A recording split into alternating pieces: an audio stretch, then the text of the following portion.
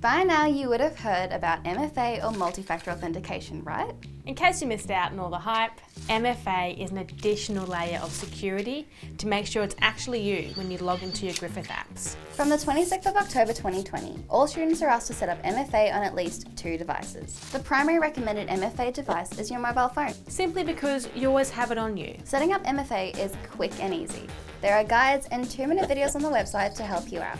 And the guides are straightforward. But if you want help, call 373 555 55. Setting up MFA is a small investment of your time, but the benefits are huge, keeping your personal and Griffith digital information safe and secure.